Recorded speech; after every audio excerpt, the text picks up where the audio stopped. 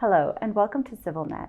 My name is Angela, and joining us today is Lori Yeni-Komshian, an attorney who has, over about a year ago, relocated from San Francisco to Armenia, and she's been deeply involved with organizations such as the Center for Truth and Justice and the International Comparative Law Center.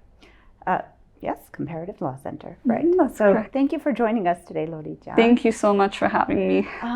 So in earlier conversations, you mentioned that the Center for Truth and Justice in Armenia has been actively involved in documenting human rights violations and war crimes. So could you share some examples of maybe some cases of violations that the CFTJ has worked on in the aftermath of the 2020 war in Artsakh? Sure, absolutely. So just some background on the Center for Truth and Justice. The organization started after the 2020 war in an effort to collect testimonies of people who witnessed the war crimes, war atrocities. And the idea was we didn't have these testimonies in 1915 when our grandparents and great-grandparents went through the Armenian genocide. So we needed a way to preserve what took place, what happened. And so far, we've collected over 500 testimonies from the war, things that have happened since the war, such as the September attacks in Armenia, September 2022. We've taken testimonies of prisoners of war who have returned from Baku and what they've experienced. And generally, any war crimes that people have witnessed, if we hear about it, and if they're willing to give a testimony, we collect the evidence. Record it. In your experience, what have been some of the key challenges that you faced in collecting these testimonies and evidence related to human rights violations? I would say the biggest challenge is just the sheer volume of evidence that we need to collect.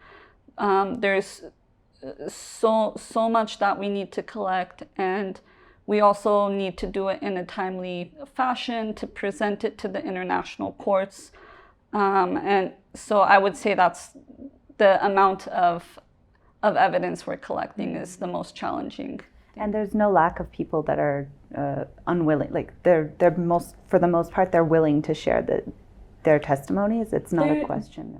There's all kinds, and there's also differences between 2020 and today as to whether people are willing to share or but I would say when they know that what it's going to be used for, they're willing to share.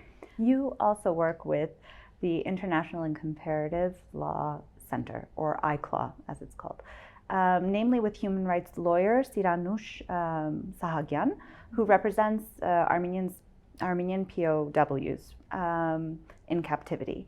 So could you elaborate on the difficulties and the legal complexities that are involved in these cases and what kind of progress has been made so far? Sure. I would say the legal complexity is determining what avenue to take to file the complaint. There's different mechanisms that can be used, and each case is different.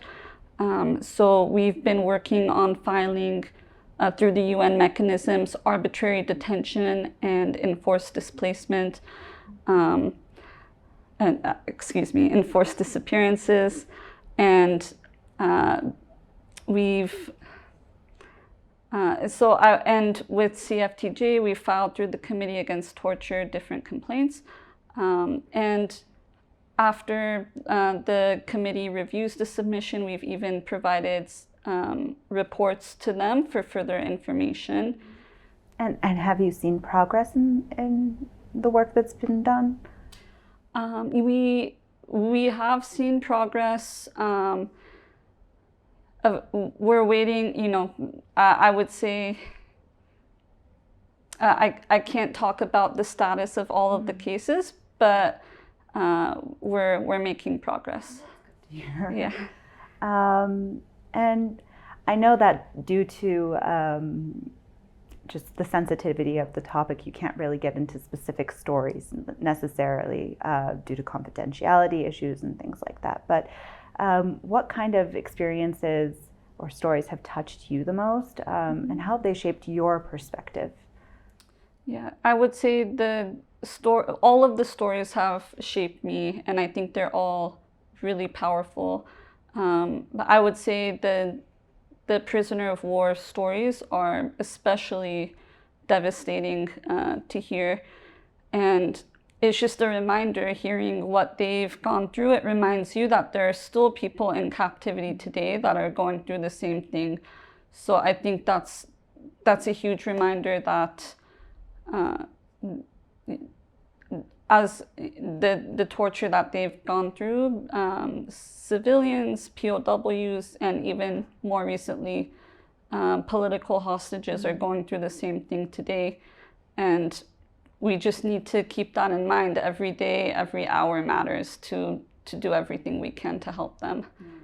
And on the offside of that, are there stories that kind of inspire hope?